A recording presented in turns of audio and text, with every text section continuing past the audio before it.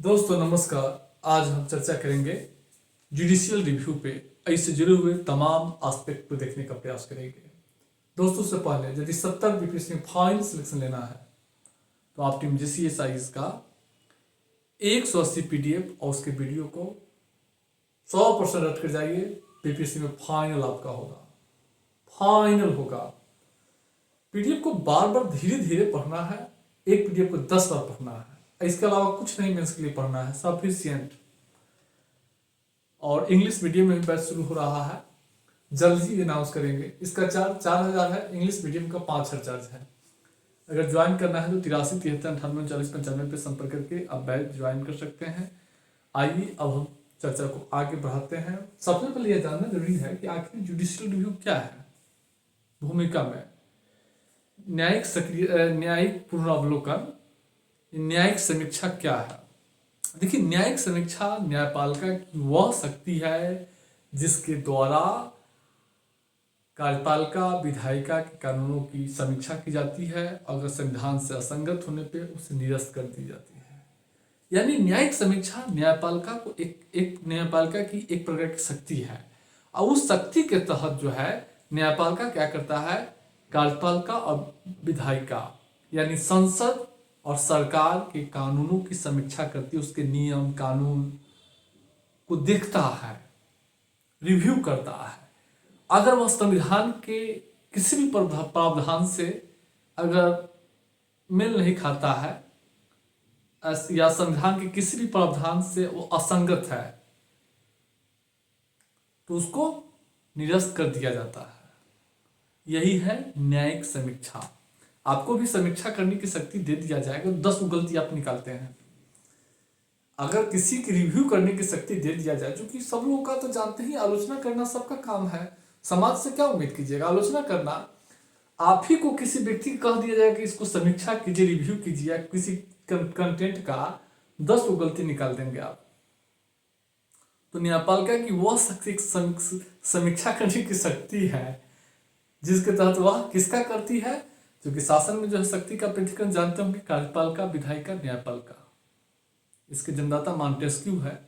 कार्यपालिका विधायिका न्यायपालिका शक्ति के पृथक्करण सिद्धांत के अनुसार तीनों में शक्ति का बंटवारा रहता है।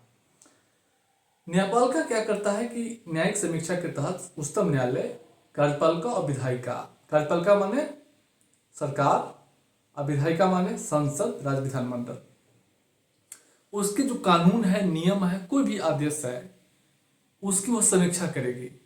और संविधान से अगर असंगत है, संवैधानिक प्रावधानों से मेल नहीं खाता है, उसके विपरीत है, तो उसको निरस्त कर दिया जाता है। तो आप समझ गए, मुझे उम्मीद है कि आप समझ गए होंगे। ये कई बार पढ़ा दिए, समझ गए होंगे। चलिए, अब जो है प्रश्न है कि आखिर न्यायिक पुनरावलोकन की शक्ति की शर्तें क्या है। न्यायिक पुनरावलोकन रिव्यू करने की की 3 शर्तें हैं न्यायिक पुनरावलोकन के। पहले है वह संविधान लिखित और कठोर संविधान में चाहिए। भारत का संविधान लिखित है और भारत का संविधान कठोर है। अब कहीं कठोर संविधान कैसे है, जो कि संविधान को कठोर इस संदर्भ में कहा जाता है कि उस संविधान में संशोधन करने की जो प्रक्रिया है वह जटिल होनी चाहिए।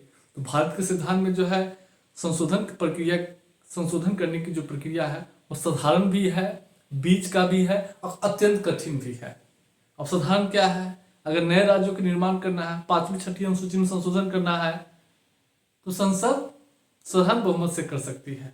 लेकिन बीच वाला भी छोड़ दीजिएगा, एक कठिन भी है जो राष्ट्रपति के निर्वाचन से केंद्र राज्य संबंधों में अगर कोई बदलाव करना है तो उसको आधे राज्यों के अनुसमर्थन की भी जरूरत होती है, आधे राज्यों की। तो यह स्थिति है, तो इस मामले में कठोर है। समझ गया कठोर संविधान किसे कहते हैं। अगर संविधान संशोधन करने की शक्ति संसद के दोनों सदनों के विशेष बहुमत के साथ साथ आधे राज्यों के अनुसमर्थन, आधे राज्यों के विधानमंडल के अनुसमर्थन की जरूरत होती है, स्वीकृति की जरूरत होती है, तो उसी संदर्भ में कठोर कहा जाता है। तो यहाँ कठोर संविधान भी आप समझ गए। शर्तें हैं न्यायिक पुनरावलोकन का, एक वह संविधान लिखित और कठोर संविधान है। भारत का संविधान लिखित है, कठोर संविधान है। चलिए, अब है शक्ति का विभाजन होनी चाहिए। और शक्ति का विभाजन किसके बीच होना चाहिए, केंद्र और राज्यों के बीच। संघात्मक शासन में देखे हैं ना, 7वीं अनुसूची के अनुसार शक्ति का विभाजन संघ सूची, समवर्ती सूची, राष्ट्र सूची में किया गया है। 3 लिस्ट में किया गया है, 3 लिस्ट। तीसरा, मौलिक अधिकार की व्यवस्था होनी चाहिए संविधान में। भारत में अनुच्छेद 12 से 35 तक मौलिक अधिकार है, देखिए ना भाग 3 में। तो उपयुक्त शर्तें भारतीय न्याय संविधान में है, इसलिए भारत में उच्चतम न्यायालय को न्यायिक पुनर्विलोकन की शक्ति प्राप्त है। अब कहिएगा कि न्यायिक पुनर्विलोकन शक्ति के भारतीय संविधान में न्यायिक पुनर्विलोकन की शक्ति का आधार क्या है, इसके क्या कारण है? तो कारण में कई दिखाए हैं। पहला है संवैधानिक उपचार की शक्ति। अनुच्छेद 32 में कहा गया, अनुच्छेद 32 अपने आप में मूल अधिकार है। अनुच्छेद 32 में कहा गया कि भाग 3 में दिए गए अधिकारों का अगर हनन होता है तो वह व्यक्ति अपने अधिकारों को लागू कराने के लिए सीधे उच्चतम न्यायालय में जा सकता है। अगर मान लीजिए भाग 3 में किसी व्यक्ति के अधिकारों का हनन हो रहा है तो अपने अधिकारों को प्रवृत्त कराने के लिए कहा जाएगा। इस अनुच्छेद के तहत जो है आपको न्यायालय में जाने का अधिकार भी मौलिक अधिकार है। तो अगर मान लीजिए भारत में किसी अधिकारों का हनन हो रहा है तो उच्चतम न्यायालय इस अधिनियम के तहत, इस अनुच्छेद के तहत सुनवाई करता है और देखता है कि मान लीजिए कोई बैंक निर्णय निकाल दिया या भारत सरकार कोई कानून निकाल दिया। अभी भारत सरकार जो है हाल ही में प्रवासी श्रमिकों के लिए जो है क्या किया था कि राष्ट्रीय खाद्य सुरक्षा अधिनियम 2013 के तहत भारत सरकार का तर्क था कि प्रवासी श्रमिक जनसंख्या के अनुपात में जो है मेल नहीं खाता है, इसलिए उसको राशन नहीं दिया जाएगा। सुप्रीम कोर्ट ने निरस्त कर दिया है। तो अनुच्छेद 32 के तहत क्या है कि अगर किसी व्यक्ति के अधिकारों का अगर हनन हो रहा है तो वह व्यक्ति अपने अधिकारों को लागू कराने के लिए न्यायालय में जाएगा। और अगर कोई कानून से उल्लंघन हो रहा है, कार्यपालिका विधायिका किसी नियम कानून से, तो फिर उच्चतम न्यायालय उस नियम कानून को देखेगा। अगर सही में उल्लंघन हो रहा है तो उसको निरस्त कर दिया जाता है। उसके बाद अनुच्छेद 13, अनुच्छेद स्वयं जो है विधि की परिभाषा दी है कि इस राज्य का कोई भी विधि, नियम, उपनियम, अध्यादेश अगर भाग 3 में दिए गए अधिकारों का काटछट करता है, उल्लंघन करता है, असंगत है, तो न्यायालय क्या करता है, उसको शून्य घोषित कर दिया जाता है। इसके तहत संघात्मक शासन, जैसा कि आप जानते हैं कि भारत में संघात्मक शासन व्यवस्था है। संघात्मक शासन में 2 प्रकार की सरकार होती है, दोनों के अपने अपने अधिकार और कर्तव्य जो है फिक्स कर दिए गए हैं। 7वीं अनुसूची के तहत 3 शासन के विषय, कानून बनाने के विषय अलग अलग कर दिया गया है, संघ सूची, समवर्ती सूची, राष्ट्र सूची। इसके बावजूद भी चूंकि कानून बनाने में अगर राज्य सरकार राष्ट्र सूची के विषय पर कोई संसद कानून बना ले, अगर राज्य सरकार संघ सूची के विषय पर कानून बना ले तो फिर इसकी देखरेख कौन करेगा, इसका रिव्यू कौन करेगा? तो इसके लिए एक उच्चतम न्यायालय है। उच्चतम न्यायालय करता है विभिन्न राज्यों के और केंद्र के बीच जो है देखता है कि कौन कानून जो है जो शक्ति का विभाजन है केंद्र राज्यों के बीच उसके विपरीत है कि नहीं। समझ रहे हैं? क्योंकि केंद्र राज्य विवाद के निपटारा करने की शक्ति जो है उच्चतम न्यायालय को दी गई है। तो जब भी मान लीजिए कोई राज्य सरकार कानून सुप्रीम कोर्ट में गया कि केंद्र मेरे अधिकारों का हनन कर रहा है या केंद्र गया, तो उस कानून को समीक्षा करने की शक्ति उच्चतम न्यायालय को है। उसके बाद संविधान की सर्वोच्चता, जैसा कि आप जानते होंगे कि भारत में संविधान की सर्वोच्चता है। भारत की जितनी भी संस्थाएं हैं सभी जो है अपनी शक्ति जो है, खास करके संवैधानिक संस्था, वे अपनी शक्ति संविधान से प्राप्त कर, कार्यपालिका हो, विधायिका हो या संसद हो या राज्य सरकार, अपनी शक्ति संविधान से प्राप्त करता है। तो उच्चतम न्यायालय देखता है कि ये जो काम कर रहा है कार्यपालिका या विधायिका, संसद या राज्य सरकार, वह संवैधानिक प्रावधानों के अनुसार काम कर रहा है कि नहीं। अगर संवैधानिक प्रावधानों के अनुसार काम कर रहा है तो ठीक है, नहीं कर रहा होता है तो उसको निरस्त कर दिया जाता है। अब अभी हाल ही में अनुच्छेद 370 पर सुप्रीम कोर्ट का फैसला आया। बहुत सारे याचिकाकर्ता जो है दायर किया था कि राष्ट्रपति का जो अनुच्छेद 370 को निष्प्रभावी करने की जो शक्ति है अवैध है, मांग की गई थी। सुप्रीम कोर्ट उस अनुच्छेद 370(3) के तहत राष्ट्रपति जो निर्देश निकाला था, आदेश निकाला था, उसका समीक्षा किया और राष्ट्रपति सुप्रीम कोर्ट को लगा कि नहीं ये सही निर्देश है तो उसको जो है वैध ठहरा दिया। नोटबंदी को लेकर आरबीआई एक्ट आरबीआई एक्ट की धारा 26(2) के तहत नोटबंदी किया गया था। अब इस पर जो है नोटबंदी को लेकर उच्चतम न्यायालय में जो है याचिका दायर की गई थी कि ये जो है शक्तियों के जो थी जो कानून का जो उल्लंघन है। फिर आरबीआई एक्ट को सुप्रीम कोर्ट देखा और देखने के बाद जो है वैध ठहरा दिया है। ईडब्ल्यूएस आरक्षण की चुनौती दी गई थी। चुनौती इसलिए दी गई थी, न्यायिक समीक्षा का ही उदाहरण है, सब लिखिएगा। चुनौती इसलिए दी गई थी कि इससे क्या हुआ है कि संविधान के बुनियादी ढांचा का सिद्धांत का उल्लंघन हुआ है। आरक्षण की जो 50% का दायरा है उसका अतिक्रमण किया है। उच्चतम न्यायालय इसको पाया, उच्चतम न्यायालय को लगा कि नहीं, संविधान के बुनियादी ढांचा का उल्लंघन नहीं है, इसको वैध ठहरा दिया। अभी हाल में 2014 की 15 की बात बताते हैं, एनजेएसी आया था, जजों का राष्ट्रीय न्यायिक नियुक्ति आयोग। इसमें उच्चतम न्यायालय उच्च न्यायालय के जजों की नियुक्ति करने का प्रावधान था। अब इसकी समीक्षा की गई, उससे समीक्षा सुप्रीम कोर्ट की समीक्षा करने के बाद लगा कि इससे संविधान का उल्लंघन हुआ है, जो संविधान में जो न्यायपालिका की स्वतंत्रता है उसको भंग कर रहा है, उसको निरस्त कर दिया। तो कुछ एग्जाम्पल पीडीएफ में लिखा, उसको देखिएगा। उसके बाद जो है संविधान संशोधन की व्यवस्था। अब जो है भारत में संविधान संशोधन की व्यवस्था है और संविधान संशोधन में साधारण विधेयक, साधारण बहुमत से, विशेष बहुमत से और कठोर बहुमत द्वारा भी संशोधन की व्यवस्था है। अब न्यायपालिका जो है देखता है कि जो संशोधन किया गया है किसी कानून में, वो उसके नियम कानून को जो है संवैधानिक प्रावधानों को फॉलो किया गया है कि नहीं। तो इससे जो है समीक्षा करने की शक्ति मिल जाती है। मूल ढांचा का सिद्धांत, केशवानंद भारतीवाद में उच्चतम न्यायालय मूल ढांचा का सिद्धांत का प्रतिपादित किया। अब संसद के किसी कानून को देखता है कि वो मूल ढांचा, संविधान संशोधन को देखता है कि मूल ढांचा के सिद्धांत का विपरीत है या नहीं, इसके आधार पर समीक्षा की जाती है। उसके बाद संविधान की निर्वचन की शक्ति, जैसा कि जानते होंगे संविधान की अंतिम निर्वचन करने की शक्ति उच्चतम न्यायालय को है। इस माध्यम से ही संवैधानिक प्रावधानों को समीक्षा की जाती है। तो ये जो है भारत में इन्हीं सब कारणों से भारत में न्यायिक पुनर्विलोकन की शक्ति इस्तेमाल की जाती है। अब हम लोग आगे चर्चा करेंगे। अब एक प्रश्न है कि भारत में उच्चतम न्यायालय की न्यायिक पुनर्विलोकन की शक्ति और अमेरिका के उच्चतम न्यायालय के न्यायिक पुनर्विलोकन की शक्ति में क्या अंतर है। हम एक चीज और बता रहे हैं, अमेरिकी उच्चतम न्यायालय की शक्ति और भारत के उच्चतम न्यायालय की शक्ति में एक बेसिक डिफरेंस हम बताएंगे, उसकी तुलना करेंगे सर्वोच्च न्यायालय की जो स्पेशल पीडीएफ होगा उसमें। ये तो न्यायिक पुनर्विलोकन है, न्यायिक सक्रियता होगा। तो भारत में उच्चतम न्यायालय के न्यायिक पुनर्विलोकन की शक्ति की सीमाएं क्या है, लिमिटेशन क्या है, या अमेरिका से क्या तुलना है, दोनों का आंसर आप लिख लीजिएगा। सबसे पहले देखेंगे आखिर आपको अगर मान लीजिए कॉपी चेक करने के लिए कोई दिया है तो उसकी एक लिमिटेशन होगा कि इसी दायरे में आपको चेक करना है। तो सुप्रीम कोर्ट अगर कार्यपालिका विधायिका के कानूनों की समीक्षा करती है तो उसका एक लिमिटेशन है, लिमिट सीमाएं हैं, क्या क्या सीमा है उसको देखना है। अमेरिका से तुलना करेंगे तो देखेंगे कि अमेरिका का संविधान जो है बहुत संक्षिप्त है और भारत का संविधान जो है बहुत व्यापक है।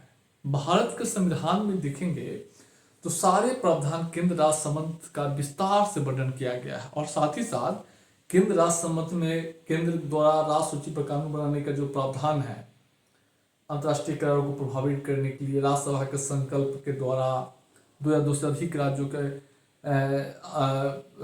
अनुरोध करने पे या आपातकाल में, तो स्पष्ट से क्लियर कर दिया गया है, स्पष्ट कर दिया गया है। साथ ही साथ ये भी है अपशिष्ट शक्ति किसके पास होगा, केंद्र और राज्यों के बीच विधायी विवाद को दूर करने के लिए एक समवर्ती सूची का ही प्रावधान किया गया है, अपशिष्ट शक्ति का प्रावधान किया गया है।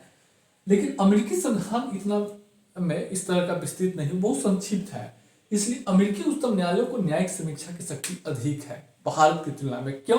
क्योंकि अमेरिकी संविधान कुछ पेजों में है, पन्नों में है, वो संक्षिप्त है, इसलिए संक्षिप्त संविधान में न्यायपालिका को व्याख्या करने के लिए, रिव्यू करने के लिए अधिक शक्ति मिल जाता है। लेकिन भारत में सब प्रावधान तो स्पष्ट है, इसलिए जब संसद कानून बनाता है तो सब उस प्रावधान के आलोक में, इसलिए विवाद की समस्या कम रहती है।